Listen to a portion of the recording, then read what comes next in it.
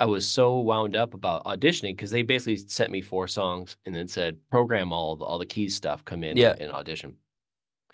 I got really sick, which come to find out looks good when you're auditioning for Nine Inch Nails because I look Okay. terrible. Hello, everybody. Welcome to the Cloud Machine podcast. My name is Mat Landry, and in the 70th episode, I'm here with Kris Pooley. Though the podcast, we discuss musical directing, American Idol, getting versus keeping the gig, his professional path, influences, composing versus arranging, the music industry, and much, much more. We also play the producer's game. Thanks for listening. Hello, everybody. Welcome back to the Cloud Machine podcast, a platform that allows us to learn more about the music industry through conversations with artists, people in the behind the scenes, music business individuals, creatives, and much more.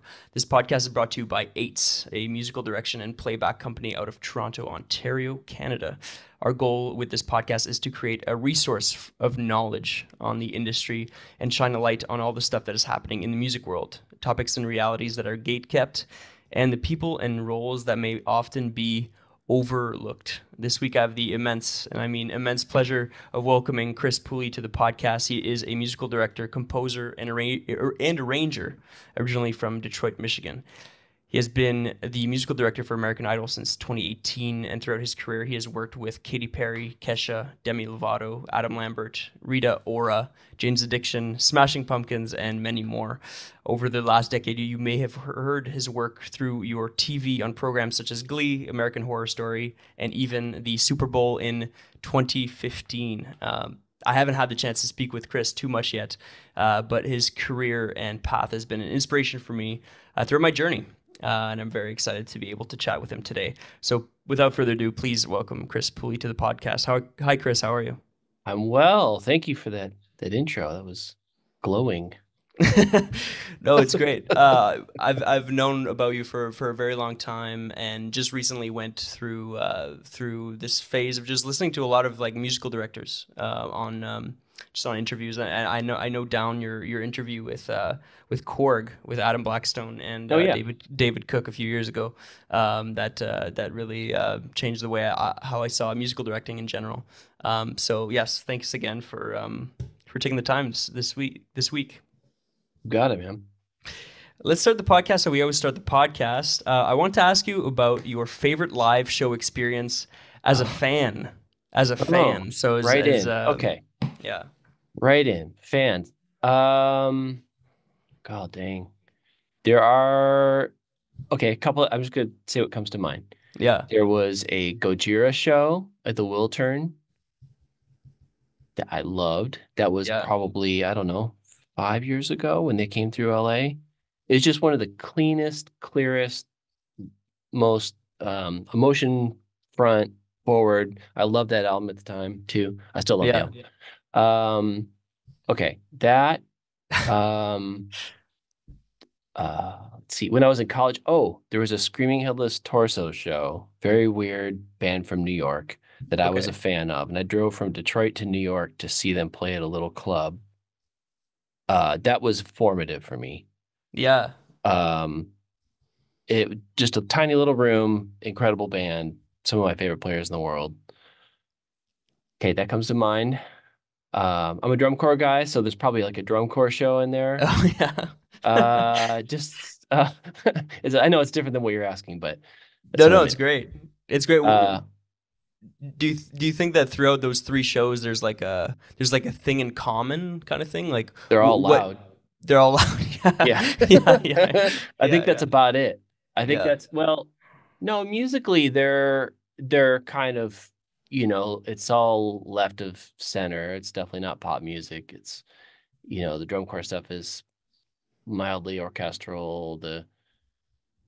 It's just different phases of life too. It's just what you're into at that time. And then certain things you kind of move on from or you see through a different lens when you get older. But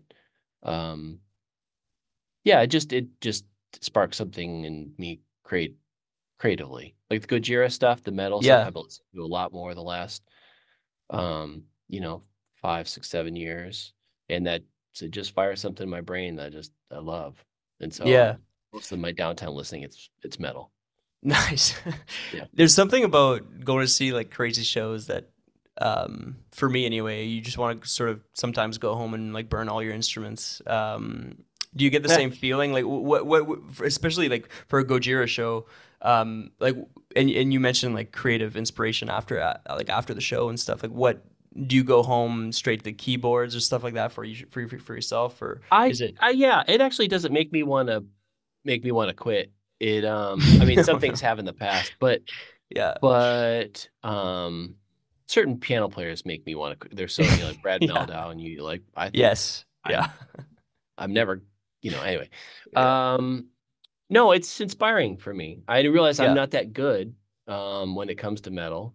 And when I think of that, I think of it from a drummer's perspective. Right. Mostly because I'm, you know, pretend to be a drummer sometimes. So yeah, so sometimes I come home and write. I usually come home and write, and then I have a little metal album that I'm working on the side too, just for fun. There you go. Fantastic. Um, Talking about projects, for those of you who don't, for those that don't know Kris Pooley, is there a project or campaign or era that would best represent your work? For those who don't know you. Well, probably the what people know me for the most is all the Katy Perry stuff. So that's Yeah. been the last 10 years of her music. Whenever she's done something, that's been me music directing or arranging it. So that's probably what most people, if they see something of hers and they go, oh, who did this? Then they Yes. get in touch with me. That's kind of the Super Bowl being the first big one, other than just normal award shows. Yeah, yeah, yeah. And can you talk about like the first time y'all connected? Was it through that word of mouth thing? Had her team Yeah. seen like another project and been like, "Hey, who Well, did this?" kind of thing? that was actually a lot more just like a regular old fashioned friendships and relationships. And Yeah. the guys in her band, um, I knew I was friends with some of them, and I had um worked with some of them before, but we were just friends. And then as Katie started to talk about like, hey, we should bring it. She didn't have an outside music director for the first part of her career. Yeah. And she considered bringing in an outside music director just to have a different set of ears. She wasn't sure she even wanted one.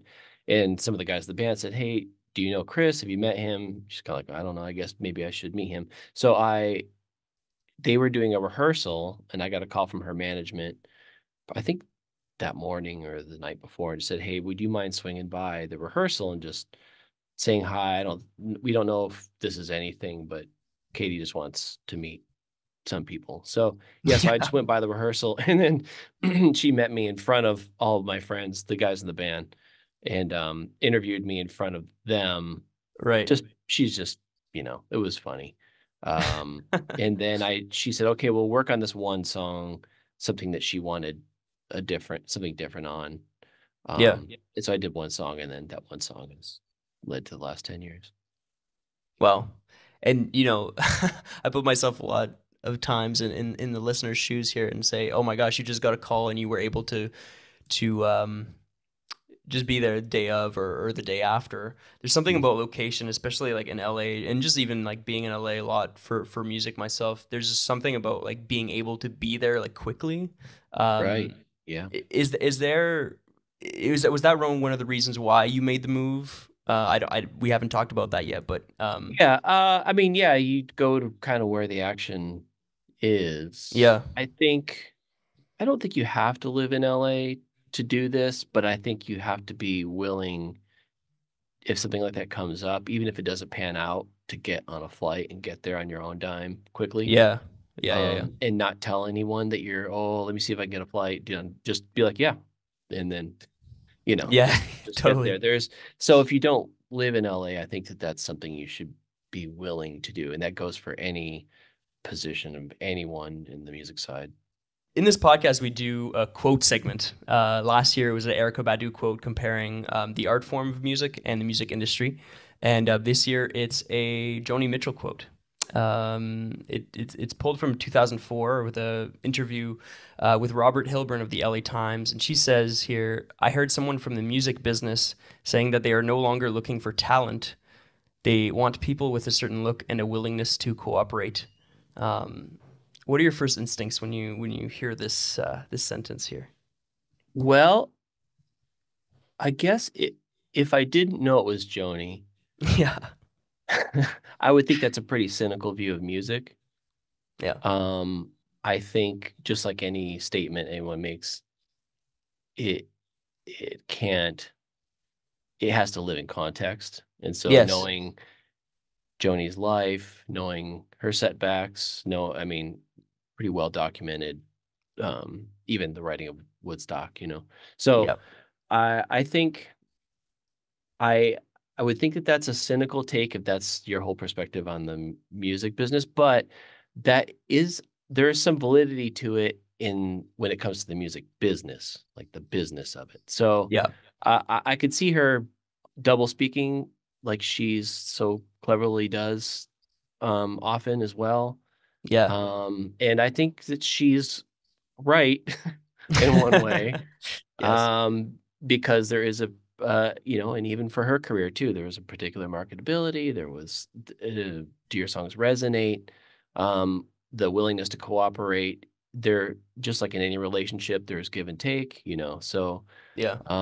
if you're unwilling, completely difficult to work with as an artist, eventually I think that'll catch up with you. Um, do you know what year did you say that? Yeah, so this is yeah. So for a little bit more context, this is in 2004. So this is 20 Mm, years ago. And also, she said that she had heard somebody from the music business saying that they are. Then further in the interview, she says that she doesn't agree with this. And you're correct in saying that like Joni wouldn't necessarily say this for herself, but she had heard somebody saying yeah. that the music business was looking for this. Not necessarily Yeah. looking for talent, but looking for somebody that they can just be like, oh, okay, do that, do this, Mm, and be able to cooperate. yeah. I think it's very interesting. But yes, 2004, so it's 20 years ago. Yeah. I wonder what her take now would be. I mean, the I music she's agree. making now with Brandy and stuff it's just some of the most incredible stuff of her life. Yeah. And that Grammys performance was I just watched it again the other day. She just seems very thankful. She seems like she had a health scare and she seems thankful to be alive. And it seems like maybe some of the business wrangling and the place and stuff that's maybe in the rearview mirror. I would Yes. guess. I would guess. I think she's just thankful to be here and making music. Yeah, I'd hope so. Yeah. Um, how is the business part of the music industry viewed on your end of things? You spend your days, with artists, working with artists and stuff. How is the business part viewed in your day to day?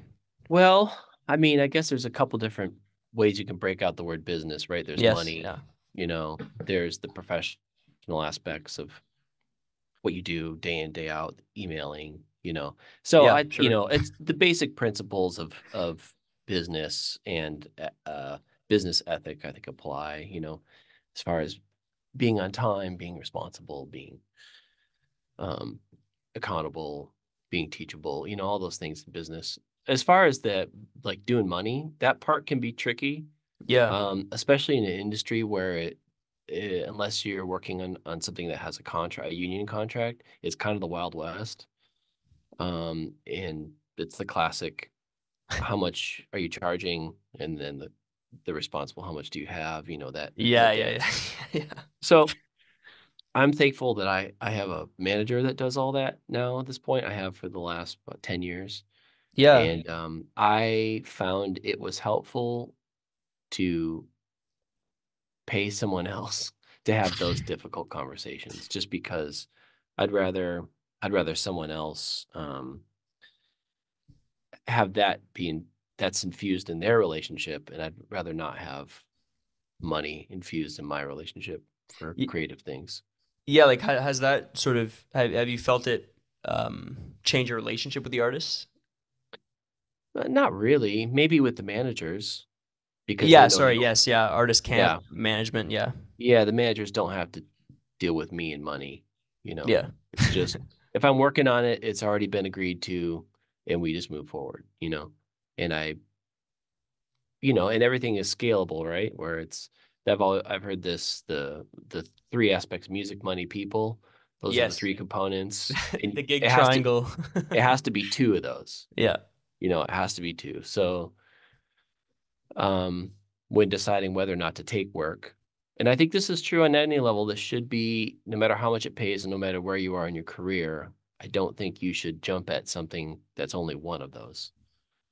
Unless it's, you know, your mom or like someone has your mom's music is terrible and she's not paying anything, but it's like it's your mom.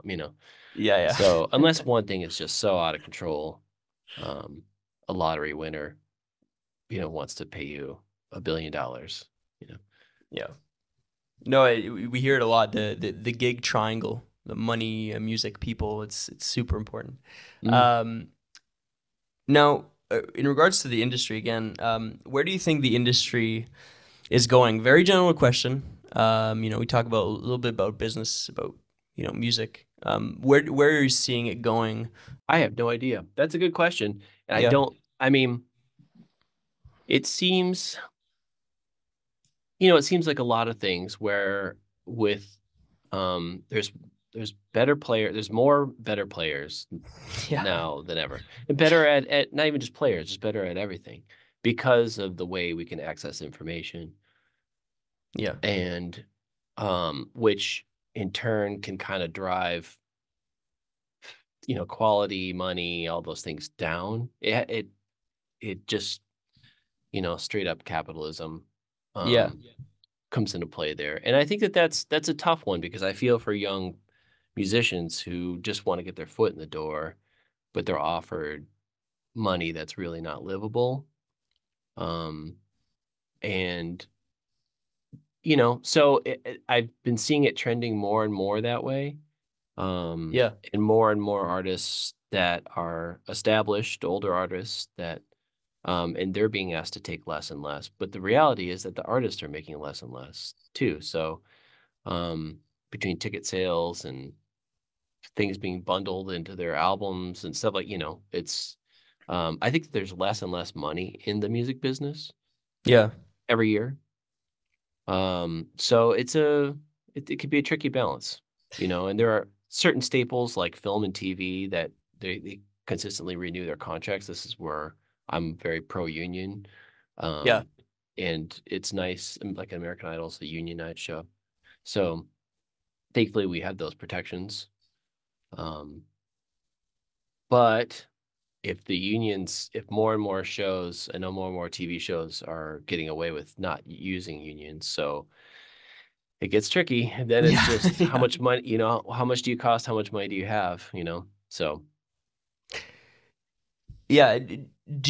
Have you been checking out what's been going on with Live Nation and how the government in the U.S. has now declared it as a monopoly? Yep.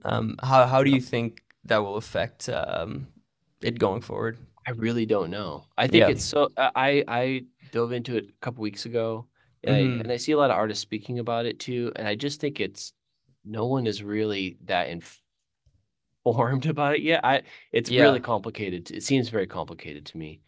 So thankfully that doesn't, for me and what I do, that doesn't impact me too much.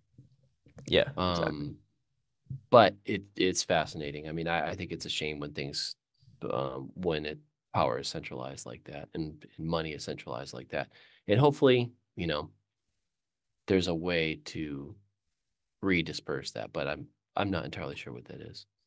Yeah, I mean, I think it gives opportunity to, more independent shows or independently promoted shows, or these artists, do their own shows in these venues, and it doesn't necessarily always we don't always rely on Live Nation and Ticketmaster specifically for these shows, and that artists can pocket that percentage that they would typically take. So I think it's interesting. Wanted to talk to you about your origin story.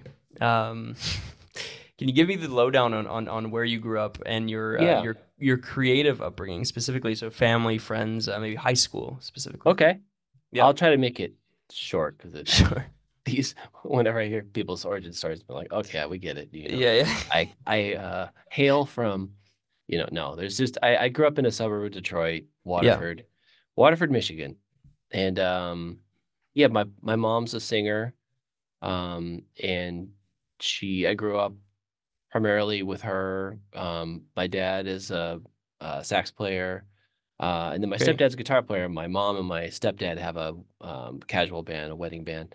And Nice. I grew up playing in their band starting around I was like 14 or so. So I did about 10 years with them doing weddings and um, went to music school in Detroit, Wayne State for jazz piano, I think is Yeah. what I would jazz Okay. performance. But shortly into thankfully I had great professors, and shortly into my college days, we all realized I was not a great jazz piano player. Okay. Okay. Okay. So, and thankfully they were very honest with me. They were like, okay, you're decent, you're fine, but they're very serious jazz heads. Yeah. And but what I was good at was arranging. And they were like, you should Okay. focus, let's just keep your major the same. We have some other 20th century music classes, which thankfully they had just started that programs with this composer, Michael Daugherty, was incredible, with the Detroit Symphony Orchestra. So I got to write for the orchestra, and I got to Okay. arrange. All through that, I marched drum corps, I marched Crossman 96, and then I was making a living mostly teaching high school competitive marching bands and in Okay. winter drum lines. Yeah. Anyway, so writing, just writing, a lot of arranging, writing. And then yeah, then moved to LA 22 years ago, something like that. Yeah. And then thought I wanted so because I was doing so much writing, arranging, orchestrating, I was trying to get into film composing. That's essentially I came to LA Yeah. and, sent all my demo CDs everywhere. It was one of those. It was just old school manila envelope dropping off at offices. And thankfully I saw, and that didn't go anywhere. Thankfully, I saw a breakdown of music careers there was a magazine. I don't know if it's still around. It's called Gig Magazine in Yeah. LA. And thank God I saw this thing. It was like a breakdown, it was a graph of all the different music careers. It was like, engineer, touring musician, film composer, it just kind of went all down all of them. And then it had like all the different things. It was like average annual salary, how long it takes to succeed in your, make a livable wage in your career, blah, blah, just all this Right. time away from home. And film composer was just like, was like just a flatlined for until you hit your 40s or so. Yeah. Sure. So at that time, and this is pre the boom of TV, movies, and this was still all features. Um, so I was like, oh boy, I don't know about that. And I tried to get an internship and it was tough sledding for a minute there. And then I saw the touring musician stuff and it was basically like you start making money right away. And then I Yeah. had a Yeah. friend who knew a friend, and there was a guy in town, a guy named Barry Squire, that was like the central hub for bands to find touring musicians. I got to know Barry. He got me on a tour. I auditioned. I started with a small family band. It's been called Just in Case. Yeah. Um, Okay. and then just, slept on the floor of a Sprinter. We played Walmarts in the morning, and then we'd play a show at night. It was wild. It's really like Like clear out the Walmart's. frozen. Yeah, it was like they clear out the frozen food section. We'd play Oh a my show. gosh. They'd be like, "Hey, come see us at the local whatever coffee house tonight." And it was just, cutting your teeth. And then Yeah. and the band couldn't have been lovelier and all that. Yeah. And then I'm just moving kind of quickly through this. No, it's great. And then yeah, then got another audition with started playing with this guy named Kenna. Met some great people in that world. That was a Neptune's produced project, so got to know Yeah. Chad and Furrow a little bit through that. Did some things for them. A friend. Then I was playing keys at a church, and with this drummer who's very good. And then he called me right after we left this church service. I was playing a lot of churches too. I grew up in church and playing in church and all that. Yeah. Yeah. So Yeah. he said, "Hey, my buddy needs a sub on the road. Um, they extended the tour, and he told his family he was gonna be home, and so he needs to keep his word. It's one of those kind of things. Yeah. And he said, "Can you sub for him?" I said, "Great." He said, I didn't even ask who it was, and then got a call from the guy, and he's like, "Okay, it's Jane's Addiction. They're doing a European run." Uh, Right. it was one of those like, you're flying to Germany. I'd never been to Europe before. It was, anyway, Sure. long story long. Um, yeah, so that was kind of like my first big rock gig, and then I kind of bounced around to a handful of different gigs. And then anyway, then it goes on from there. Yeah. Yeah. Do you remember a story of something that you saw like early on that like changed things for you in regards to like, oh, like this person is doing it, or like, oh, this is how you do it, this, or it could be also like, oh, this is actually something I could do like long term. I've always been pretty, I don't know, self-confident, That's right. And Yeah, your I mean, parents as well, right? yeah, because I saw, their lives. I saw that it's possible to make a living Yeah. doing music. And then, but I also, I studied it and I played it every day, all day long. It was like, um, but I also had, I think, because of their lives and what I saw in their lives and their friends' lives, had some perspective on it already. That usually it's just a lot of hard work, and that then hard work, Yeah. and then you die. Yeah. So, Yeah. so I wasn't afraid, being from Detroit, the being a blue collar town, the idea of just hard work and paying your dues was something that was fine. Totally. So, but yeah, I did have a few moments where it was like, where that idea of how I thought about myself was really challenged. Like the Jane's one, the one came to mind. Yeah. Growing up, I had kind of always thumbed my nose at rock, just a Sure. little bit, because I was into 20th century music, and so all the rock staples, and rock was kind of like my parents' music. So I kind of thought it was simple, Sure. but I was doing a show with Jane's Addiction, and and I mean, I'd never met the band before I even played with them. They like, right before the show, Perry walked up to me, shirtless, of course, like right off, Perry Farrell, the lead singer, and he put his finger in my chest and he goes, "Can you do it?" I said, "Yeah, I think I can." Yeah. He goes, "You better." And then that was my only Oh my interaction with the gosh. band. But in that, I think it was maybe the next show or the show after that, he jumped up on the bass cabinet, which I was like kind of behind the bass cabinet. And he looks right at me. He goes, "Let's do Kashmir." Led Zeppelin. Led Zeppelin, Kashmir. yeah, of course. Yeah. And I was just like racking my brain. And I'm like, I know this starts with strings. I kind of know the figure, and I started doing all my like interval voice training stuff in my head. Sure. Where I'm like, da da da da da da. Okay, so the fifth is going up, fifth is going ba da da. It's in minor, but the hook, this thing is in major, ba da da da da da da. I'm like, oh no. All right, so that is so I was doing while they're like counting it off. So then I stumbled my way through Kashmir.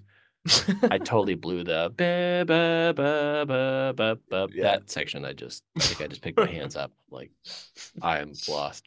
But but but but going in being very confident, and then realizing like I have a massive blind spot in music, and I've got to catch Yes. up real fast because I'm on stage with a band that's calling these Pink Floyd songs. They're calling Run. Like, I mean, it's Yeah, on it's not stage, and they know them. Yeah, yeah. So Yeah. I took a keyboard back to my hotel room that night and just sat up and went through as many of the Just songs. I like just I top tried to 50 look. karaoke rock songs. Well, no, I went through like AOL chat rooms at Oh that yeah. time to see like their old set lists and other songs that they would Oh call sure. up. So people post that stuff in those message boards at that time. This was 2002. Yeah. So so I was like, oh no, they call that song. Then you stay up and learn it. Yeah. Yeah. Oh, Anyway. fantastic. Well, I was gonna ask you about an opportunity, a gig that really like changed your career path. Would you say that's Jane's Addiction, or was there another one that was like, oh my gosh, like this is Yeah. like the big one? Probably the big fork in the road for me was I did a handful of I played with rock things where I was playing with like Susie Sue and then Liz Fair and just Yeah. playing keyboards. And then what I thought was the biggest setback in my life, I auditioned for Nine Inch Nails, and when they did Yes. their With Teeth, that album, which it was before it was out, and I had it, and I was like, this is the best thing I've ever heard in my life. And I went and auditioned, and I was so wound up about auditioning because they basically sent me 4 songs and then said program all the keys stuff, come in Yeah. and audition. I got really sick, which come to find out looks good when you're auditioning for Nine Inch Nails because I looked Okay. terrible. I was just like sweaty and pale, and Yeah. I had long hair at the time. And anyway, so I auditioned, and that audition was really funny because you're in a spotlight in the middle of the room. The room is dark. Then you hear these footsteps walk in the room, sit down on couches. Then you hear Trent go, "Hurt," Wow. and then you play "Hurt," and then it's total silence after, and he goes, "Closer," and then you play "Closer," Oh my God. and then they walk, and then they march their way out. And I did a couple of those auditions like that, and then met with them, and then they ended up going with another guy, which that ended up being they were smart for picking the other guy because he's the best. Okay. So Wow. right after I didn't get that, I got a call to audition for Gwen Stefani. This Yes. was like literally the next week. I was bummed. I was like, all right, cool, sure. And then I got that. I got that audition. And we showed up to the first day of rehearsal, and the playback guy quit right before, and he had all Yeah. the tracks in Digital Performer. And it was one of those, like, Gwen, up to this point, she had never done a solo thing. She'd been in a band. And so no one had any idea about, like, because the band would just get together and jam and come up with the stuff and Sure. work on it together, that there was a need for a music director. So we showed up the first day of rehearsal. The rest of the band are people I'm all fans of. It was like most of David Bowie's band and me and some of the guys that were in No Doubt, the horn players, who all great friends of mine now. And they just basically looked at me and were like, what do we, how do we do this? Right. You're the guy with the digital instruments. What do we do? Kind of Yeah. thing. Yeah. So I was using playback. Well, because the playback guy quit, I was like, I know Digital Performer. That's how I grew up programming and for my parents' band. Yeah. So so I just had assembled all the album stems in chunks, and then Yeah. so then I was essentially saying, okay, you play this part, you play this part. Okay, I'll mute this part. It's just like the normal playback MD stuff now. Yeah. And then I was never, and then she had me write some intros and outros and blah, blah, blah. We did a whole tour. I was never the MD, but then there was a conversation kind of midway through that tour. We realized, like, oh, you're actually the MD. We're not going to pay you anymore, but you can call yourself that if you want. Yes. And then we stopped that tour short because she got pregnant, and so she had her baby, and then we came back a year later and then did a big long tour. And then I was MD for that. So that was my first MD gig. I just kind of fell into it because the playback guy took a Hillary Duff tour. Okay. There you go. Yeah. You mentioned, that you're now all friends with these guys, and especially like the beginning with Katy Perry, and it was all like through relationships. Just wanted to highlight relationships because we truly believe here that professional connections and friendships can help careers move forward. Looking back now, was there like one person that gave you an opportunity, or that was like a sounding board early on in your career that you can remember? Well, I mean, I could think of, as you say that, I think of like 3, 4, 5 people just kind of pop up in Yeah, mind. sure. There was the creative Ray Woodbury, who was the creative director for Gwen, Yeah. was sort of my first creative director I worked with, and he's the one that hired me for Gwen. Um, yeah, I mean, I could just, there's people like him, creative directors, artists along the way. It is all relationships. I Yeah. mean, there's a lot of ways that people are trying to manufacture relationships, I think, through apps and social media and stuff, but it's really the you know, it's really easy to get on a gig, to get your foot in the door, to like get an opportunity. Um, but if there's something about you, some personal toxicity, or you're not good at your instrument, or, you know, you're annoying, or Sure. just something about that you just get very quickly put out, you know. Yeah. Oh yeah. So and unfortunately, I see that quite a bit now, and I have over the last, you know, 10 years especially, where people come in swinging and they Yeah. don't, They're not swinging. there's yeah, there's something about them that rubs people the wrong way, and because Interesting. everything I've gotten has been because the people on the job I was on or the tour I was on at the time, they liked me enough to recommend me for the next thing, you know. Yeah, yeah. No, it's all about relationships and all about the hang, really. Um, you mentioned something that I'd love to get into. Being a musical director means that you're responsible for hiring and firing. You've also been the hired session musician before, as you mentioned as well. Mhm. I truly believe that uh, getting the gig is really the first step into really just a thriving relationship with the artist. Can you speak to as you mentioned now, sort of getting the gig versus keeping the gig? Mm. And you mentioned being a good hang, being great at your instrument, but also being on time and writing great emails or at least good emails, things like that. Yeah. I mean, most of it, unfortunately, is common sense. So if you don't Yes. have it, Yeah. then I really feel for people who are lost in or don't have the ability to zoom out in an environment to realize their role, what's happening. Yeah. Um, something I talked to a guy recently and he was really surprised. I had said something just kind of offhand, like I don't have a picture with Katy Perry. Like I've never taken a picture. Like, hey, let's take it, like Yeah. Yeah. I'm in some pictures with her just because I'm in shot and they're taking a picture of her. Totally. But and they were like, "What? Like that seems crazy." And I consider her a friend and we, do things outside of work.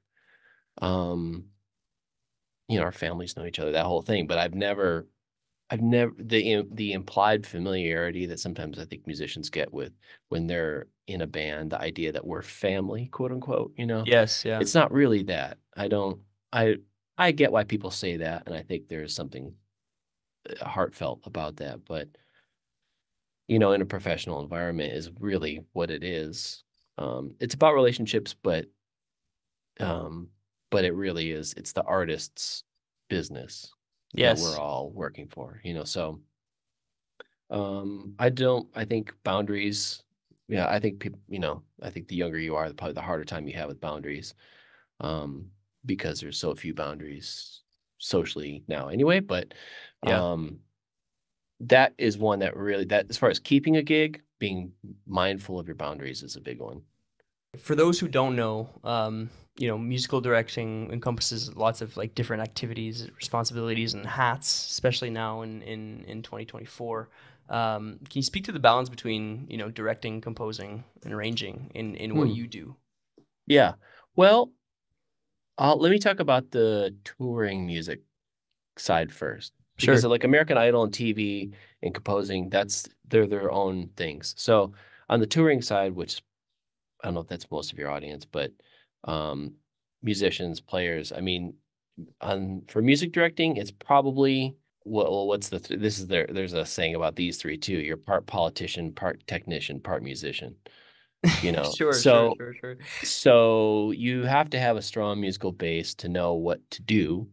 Someone says, whatever. Someone says, or like what I'm doing with Katie right now. She has a new album coming out, and now we're looking at her whole back catalog, and we need to make the back catalog sound like this new record Yes. Yeah. for Sure. show. So you have to be able to do that. You've got to be able to know all the different styles, know all the rules of the genres. Don't break those rules, but when you break them for a reason. There's Yeah. a lot of very um, relevant music things. Also, being able to arrange, play an instrument, at least one of them, well. Yes. Um, have on the music side have a network of people you can call upon to do things for you. You know, all the vocalists, guitar players, and other programmers, blah, blah, blah. Those relationships, treat those people well, pay them as best you can. Yeah. It's less money in your pocket, but in the long run, don't try to do everything yourself. That's when I see a lot of music directors doing now that just kills me because they're like, I can do this and I'll do this. And they'll try to do it all. Yeah. And one, it comes across as too creatively too, you know, just one thing. Um, but also you burn out really quick and you can't do more at the same time. You know, because Yes. Yeah. usually when I'm putting together something, I'll have maybe 3 or 4 artists. I'm doing all their stuff all at the same time, you know. So Right. anyway, so there's that music aspect, which I could talk for, you know, probably too long about that. And then the politician part of it too is obviously being respectful of everyone's timelines. Yep. Sure. And you know, under promise, over deliver everything. Saying I'll, you know, when you say like, okay, okay, I can get that to you by Tuesday, then always send it on Sunday. Like, know that you can deliver it by Sunday. Yeah. Yeah. Yeah. Yeah. So, stuff like that. Um, and then the technician side, obviously, knowing if you want to be a music director, knowing how to do playback, knowing all the rules for players, knowing for every instrument, like, okay, that's not possible. A guitar player Yeah. can't do that. I'm trying to translate this. A drummer, and this happens a lot with drummers and me. And it's kind of funny. Where a drummer will go like, I don't think I can do that. I'm like, do you want me to show you how you can do that? I Yeah. do exactly Nice. that. And then they go, okay, all right. So just know Nice. if you're saying that you're not, you know, that you're not lying. Um, Yeah. how many samples they can cover and on what parts. So the technician side, knowing the technical limits of at least what you're asking people to do. Yeah. Yeah. Yeah. Definitely. Yeah. And you mentioned for let's say the musician part of it, you mentioned, you know, handling like various artists at once, you know, 3 or 4 as you mentioned. Typically, do you handle like associate musical directors or like band leaders, for instance, for like typical artists? Like you can't split yourself up in 3 to 4 people, even just like for rehearsals and stuff. What is Right. your typical process for that? Well, I mean, yeah, sometimes an artist will have a road MD or a Yeah. band leader. Um, every situation is different because sometimes I get hired in just to arrange and there's already a system in place and there's already that person. But usually when I'm talking about music directing, it's more arranging for people's tours because Yeah. I try to be very transparent about when I can and cannot be somewhere, you know, because I think the temptation when you're taking work is to just say yes and then figure it out later when Yeah. you know there's a conflict schedule wise.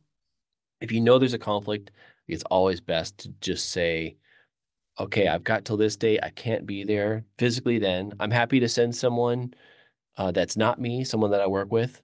Yeah. If that doesn't work for you, totally understand, you know, and then um, not try to take too much. One, it's just stressful. Yeah. And then two, it's lying, you know. So Yeah. um, but yeah, physically, I'll make sure I'm only in one place at a time, you Totally. know, at least Totally. Yeah. calendar wise. But then the rest of the time, I've got some other people that work with me that are great arrangers and programmers, different styles, and I usually just will take a project and go, okay, I can physically do about a third of this, so the other 2/3, you know, Pete Dyer, can you do this song? Can you do this song? John Witt Jr., can you do this song and this song? You know, Yeah. and all us MDs do that. And a lot of us use the same people too, and they're just great people. And then a lot of us MDs too, you know, like you talked about the Korg thing with Dave Cook. Yeah. Say like, Dave, I can't, this is on the East Coast. I can't be on the East Coast. Would you mind jumping in and doing this? And he'll be like, Yeah. great. Yeah. And you know, so us MDs, we'll communicate with each other too as much as possible. And if we need help, just say, man, I need some help here. Or I don't have time to do this. You'd be perfect for it. Can I recommend you? Yeah. Yeah. And for you, is there a method? I want to say a method to the madness, but just like the organizing and stuff like that. You know, you're handling a bunch of different artist tracks, stuff like that. Are there tools that you're using right now to sort of get through get through the project, whether it's I like an mean, Excel sheet, even like things like yeah, that, you I know? used to use Excel sheets, and then I had overlapping documents, and I get confused. I'm not good at that, Sure. so I basically just use iCal. I just block out. I say, okay, Yeah, we're just sure. doing that with the summer, saying, okay, these 13 days are for working on Katie's Rock and Rio set, and Right. these, and so yeah, I mean, iCal, on Idle, we use Google Docs. So to know who has to do what when, it's just all we just share a Google Doc and update and Yeah. who's making tracks for what and who's learning what part and. Fantastic. I wanted to talk about Idol. You mentioned it. How's your experience been with Idol? I know you've been there since 2018. I know it must have been a completely different process than any other artist that you'd work with before. Um, what was that starting like? And what's the typical sort of process there? Hmm. Well, I mean, I got pretty lucky, to be honest, Yeah. because how I came onto the show was the producers were talking to Katie about being a judge. Oh yeah, yeah. And so they went and saw Katie's show, was part of a meeting with her, and they saw the show, and they were basically like, "Who did this?" And her and her manager said, "Oh, that's Kris. You should take a meeting with Kris if you're looking for somebody." And they anyway. So I got a call from my manager and say, "Hey, they want to meet with you." And I thought it was to help the existing music director. That was my thinking. They wanted to maybe because it was leaving Fox and going to ABC, and they're kind of starting new judge anyway. So I thought Yeah. it was to kind of help um, arrange. And then sort of midway through the meeting, I realized like, oh, they're asking me to just music direct the whole show. Yeah. And so Yeah. like in my thought process while they're talking, like, uh, and I was like, yeah, I can do it. Like they're asking if I could do it. I have to be honest. If I didn't think I could do it, I'd need to say that right now, Yeah. Sure. because this could go south quickly. Um, so anyway, yeah, started 2000. We just wrapped my seventh season Yeah. Congrats. last week. Thanks. And it's really awesome. I mean, it's very different than anything else in that it's live music, live players, all on the fly. Every time we play it, it's a little different. We're refining every time. Yeah. I told someone the other day, and they were surprised to hear this, that when we do it live on TV, that's only the eighth time we have ever played the song. So I thought it was going to be less than that. yeah, because we do one band rehearsal, and I mean like ever play a song, meaning like literally we just go top to bottom, move on to the next song. Yeah. So yeah, we have one band rehearsal. We run it once a band rehearsal. Sorry, we Yeah. run it three times in a rehearsal with the contestant. Um, meanwhile, all those they're also getting instructions about where to move and cameras and Yes. blocking, Sure. Yeah. and then we do it three times for the with cameras in our camera rehearsal, just back to back to back. Yes. And this is And then in the amphitheater, in the theater, this is in on the set. studios rather. Yeah. On set. Yep, Yeah. it's all in the studio. Yeah, then we have a dress rehearsal the morning of the show, and then we do it live. That's the eighth time, and every time we make changes.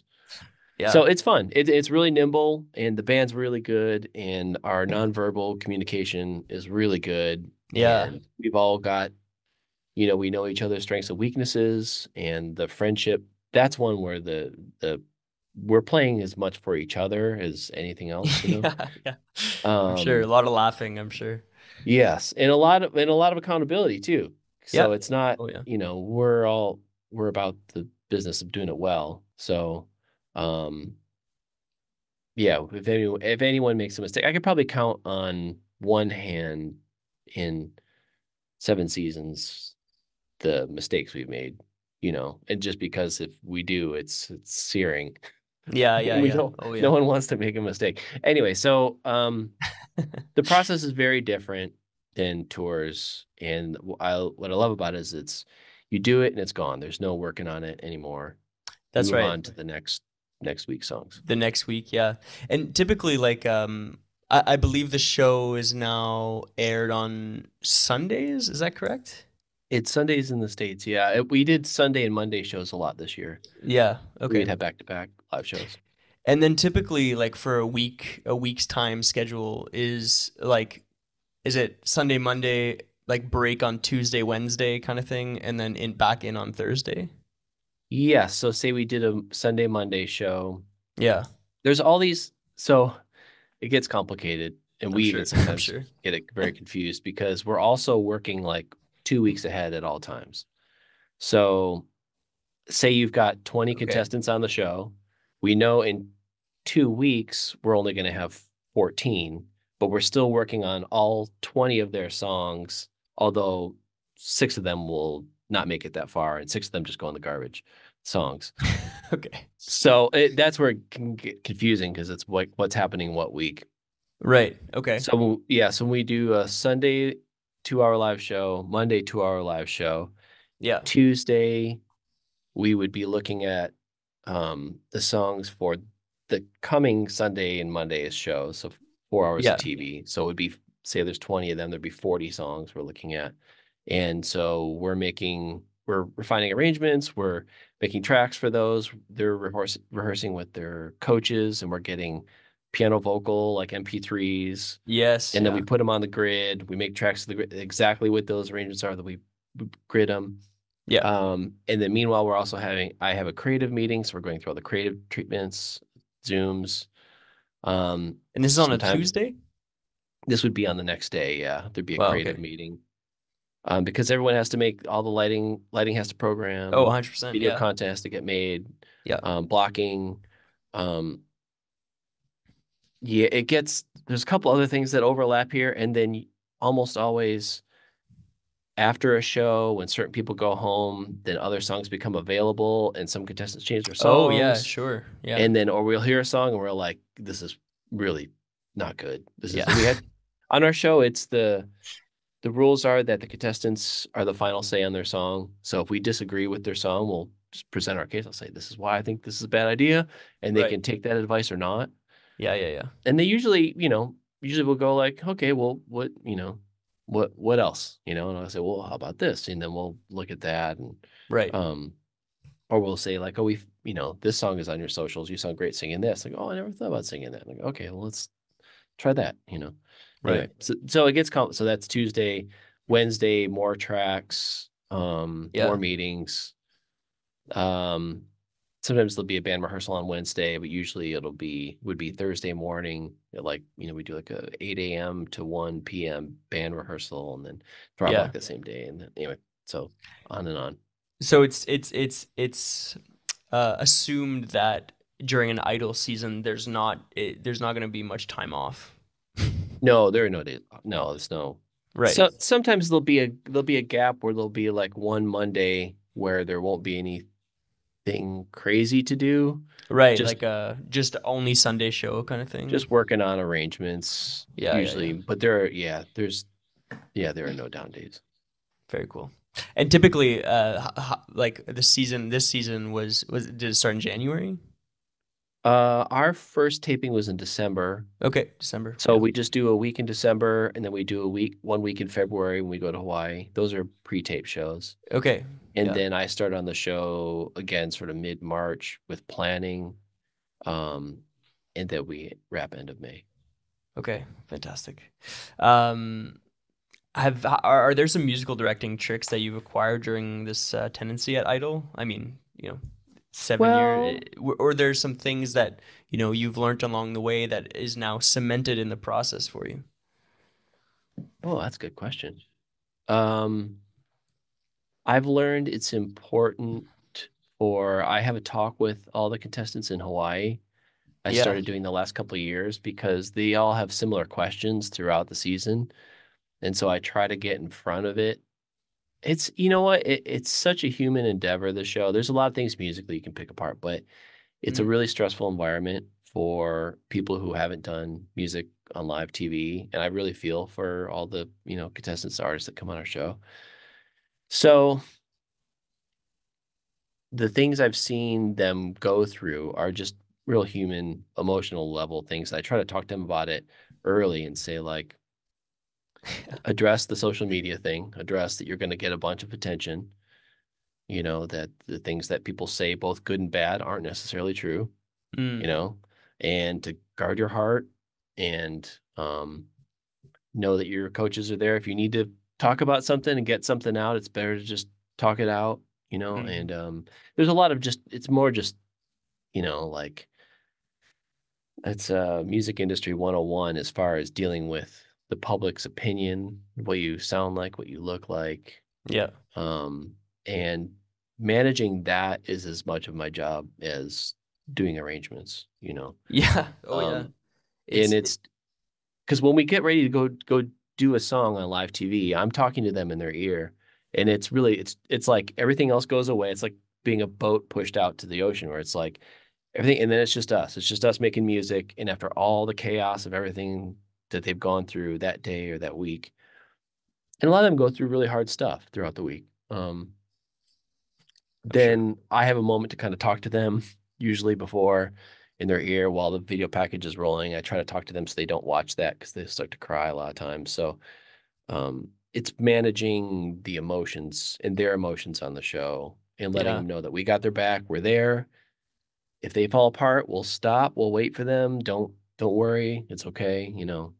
Um, just things I would want. And a lot of them are younger, and me being a parent, a lot of things I would want as a parent, someone to say to my daughter if she were on the show. Right. Fantastic. Any tips for MDs or musicians that have a quick turnaround time? You Hmm. mentioned 40 songs a week sometimes for Idol. Well, I mean, there are only so many hours in the day, so managing Yes, yeah. your workload best you can. Bring in help. Be willing to not make anything in order to deliver. Um, Sometimes, yeah, and especially early on, I would be in the hole on a project. Try to be responsible. Don't be dumb, but but if it means you delivering and maybe not making as much as you hope to, it's better to deliver and then next time ask for more money, Yeah. you know? So, um, just knowing what it would take. But, good. That's another three thing, right? Good, fast, cheap, right? You get to pick two. Yes, yeah. So, um, it's okay to say if a project they need you to turn it around really fast, then say, don't say I need more money. Say I need to bring in some help on this because Yes. the turnaround is so quick. So it's going to cost a little bit more. Um, yeah, just saying like I'm going to need more money like that,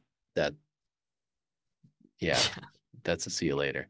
That usually, I mean, it's just if you want to deliver, then I would frame it that way. Fantastic.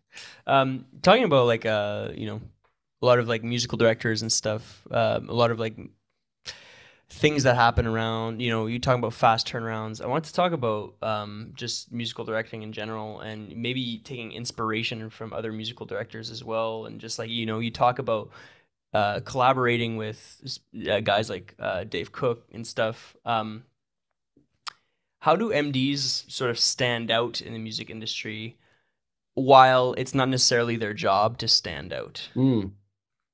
Yeah, that's true. I mean, some MDs are kind of, celebrity MD types, and I think that's fine. Yes, yeah. That's not my style. Everyone just has their own style, Yeah. and the way like Adam that he's done Blackstone, the way that he's Yes. done his business, it's great. That's what he does, and he likes being in the mix, and he does a great job, and he also has a team and great people that Yeah. work with him. You know, Dave Cook and I are probably we're kind of the same person, Dave and I. Uh, and just he's smarter than I am and funnier. But the way that we work is such where he's also, Midwesterner. And Yeah. you just do the work. And if you need help, ask for help. There's another great MD, Natural. That's Ariana Grande's MD, and he's a Yeah. friend. And get in a pinch, or there's something. We've had a few things this year where I got the call for it, and I just felt like Natural would just do a way better job at this than me. He's just better at this, um, that particular style. Yeah. Um, And so, you know, we'll text and be like, did they call you for this yet? Because you should really do this. He'd be like, yeah, they called me for it. So, Okay, yeah. yeah, I mean, people usually, they'll cast the net wide. And like you're saying, like your community and your network, that like this individual is better at this stuff, or that's Yeah. more, maybe not better, but that's just like their bag, Yeah. something like that. It would be a better fit. And, um, yeah, I think just being honest about that, because then saying yes to something you're not good at, or you know you're not going to do a good job at, that's not doing you any favors. You may Totally. make a couple dollars, but in the end, people be like, "Ew, not not that guy," and they'll tell other people that too. So, Totally, because the word gets around quick. mm. Um, are there are there pros and cons for you to the music industry being so relational? Pros and cons. I don't know. I wouldn't think of it that way. I would think that the relational side of the business um is just life. Is just like Yeah. just like any relationship, and there are things about it that can be complicated, and um there's always it can be gray, you know, so there's a lot of gray areas about what's appropriate, and Yes. Yeah. um relationship implies there's feelings as well, you know, so if you feel left out of something, or you feel too included, or you feel, you know, there that part can be tricky, but that's just like any relationship.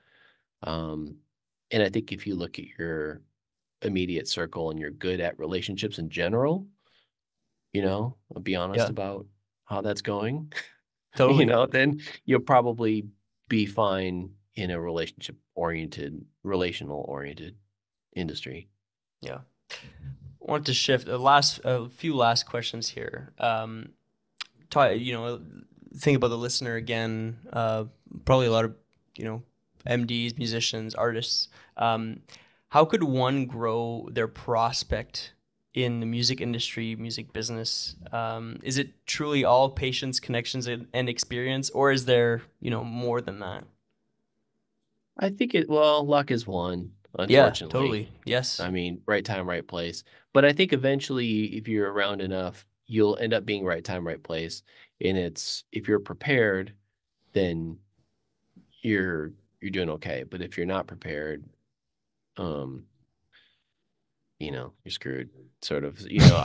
I think, like if you're a drummer and you get hired to do something and you can't do it, that's if you know you can't do it, don't Yeah. go to the audition. Yeah. Yeah. Yeah. Yeah. Yeah. If you're I think you have to know that you can do a good job wherever you're at.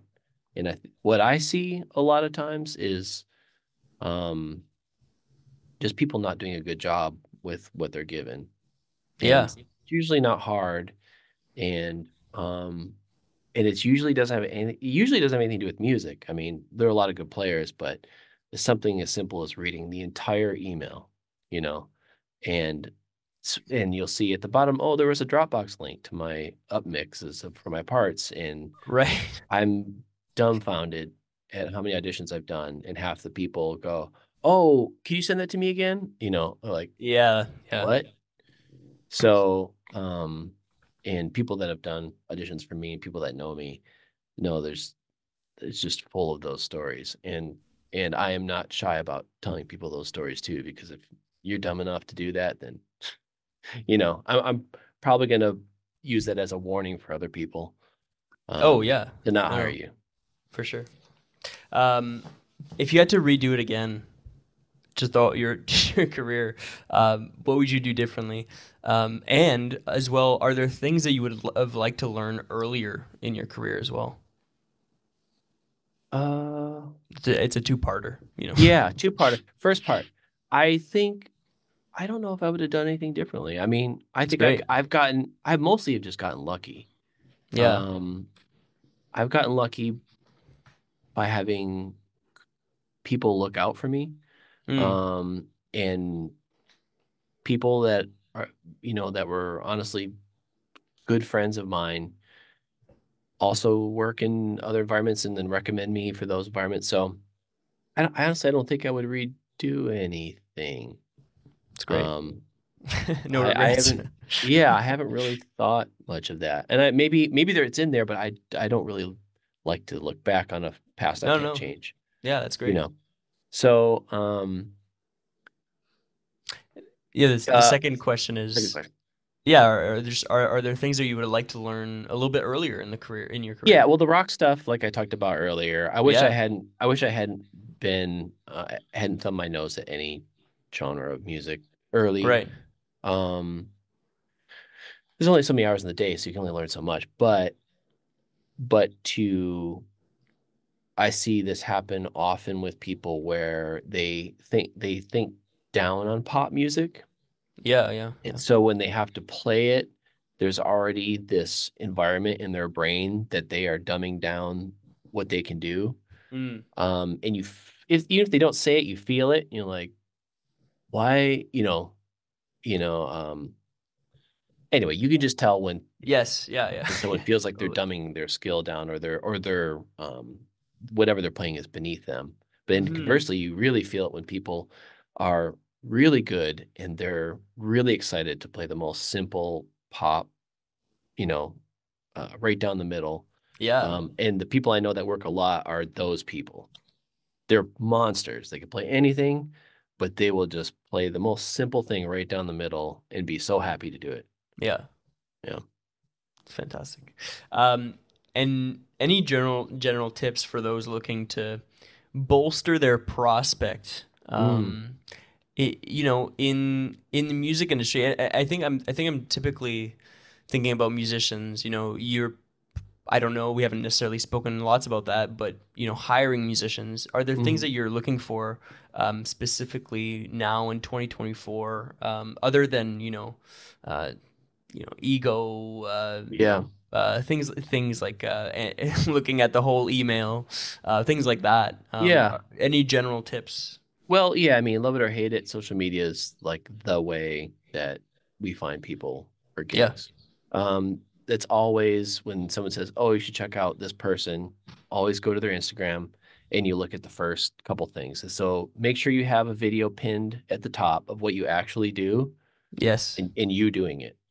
So, I don't, if you have to dig for like a guitar player, like playing guitar, that's, like, you must not be good. You're not, or there's something there. So Totally.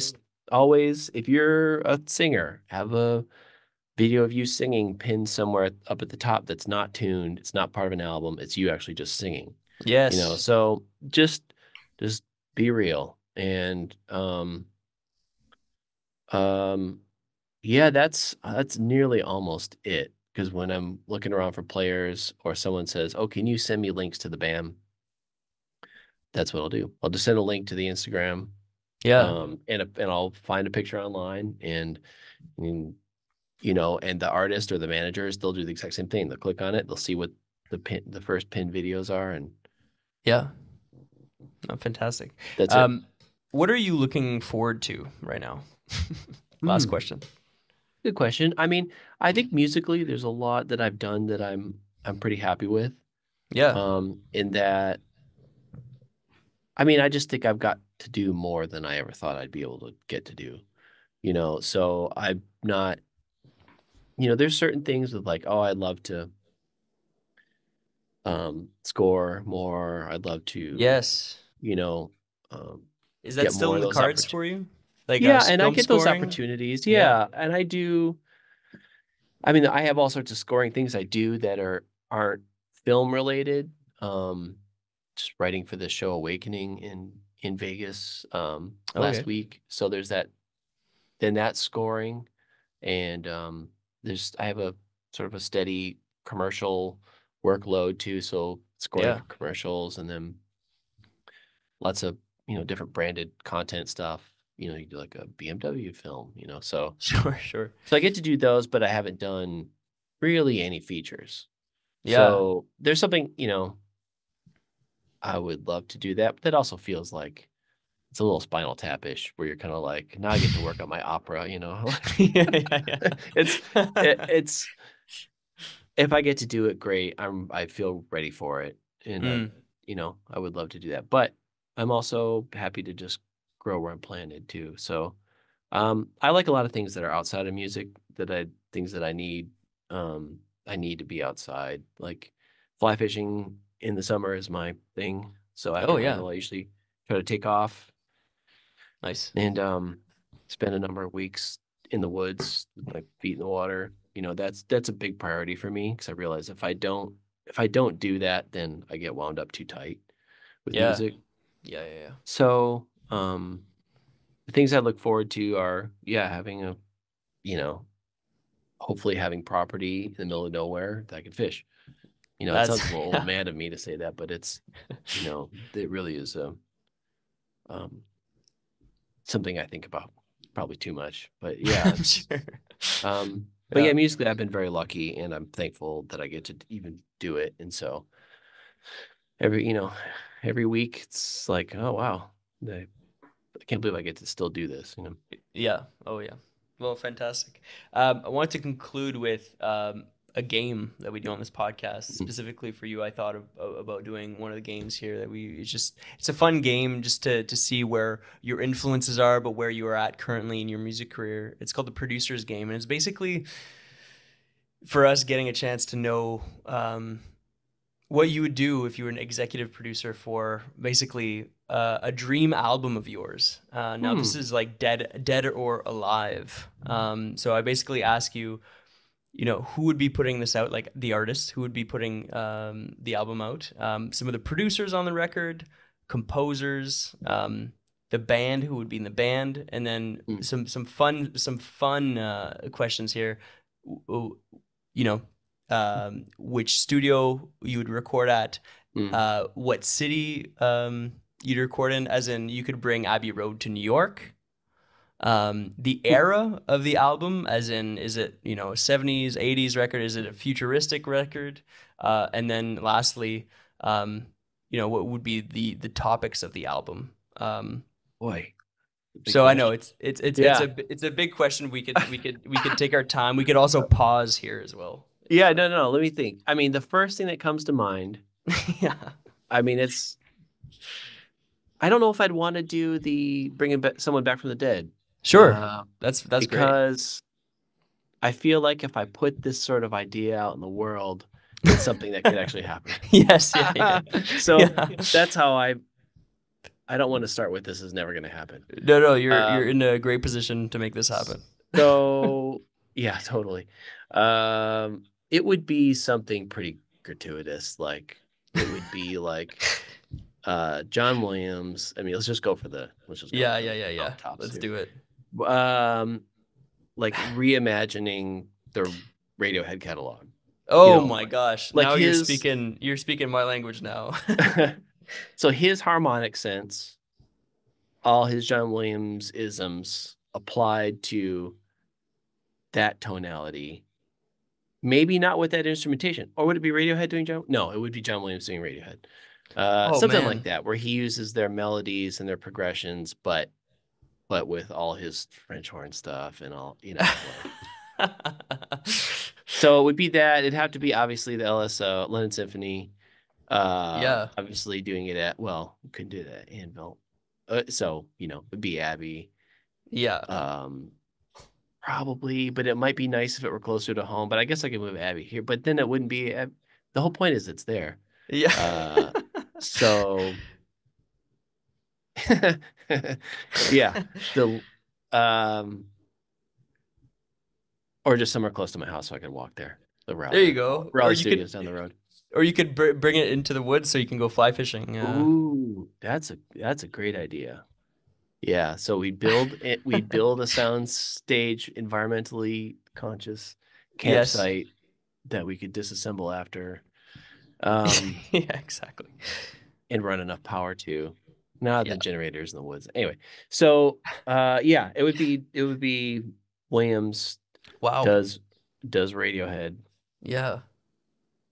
Chad Blake, maybe he engineers it. Fantastic.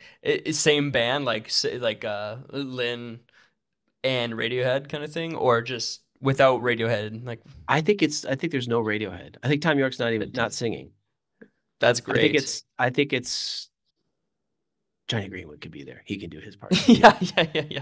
Johnny could be there. Yeah. Yeah, maybe some arranging, maybe. I don't know. Yeah. It's up to he you. can get in on it. Yeah, and I wouldn't touch it. I literally would just be in the room just to enjoy it. Fantastic. Yeah. That would be fun just to hear what he would do with it. Yeah. Well, Kris, this is how we end the episode. Thank you so much for being my guest on this week's episode. It was so insightful to know a little bit more about, your journey, your day in and day out. And honestly, thanks for answering the email. Yeah, and thanks for reaching out. Appreciate it. It's been fun. For the people listening, please visit pooleymusic.com for more information on Kris and to get in contact, if ever, to follow him on socials. His Instagram handle is @Kris Pooley. That's with a Kris Pooley. Go check out some Idol highlights recently and to keep up with his projects. Also looking forward to that metal album. So there you go. I also want to thank those who are and have been listening and watching the Cloud Machine podcast. We like to keep this platform, as interactive as it can be. So please leave your comments, questions, and reviews down below. And don't hesitate to subscribe to get the notifications, but also to keep in the know of what's happening in the music industry. We like to have these conversations with people that aren't necessarily always highlighted by your Instagram or your TikTok or whatever you're listening to. So yes, please don't hesitate to keep in touch. As always, everybody, stay safe and see you next week. Thanks.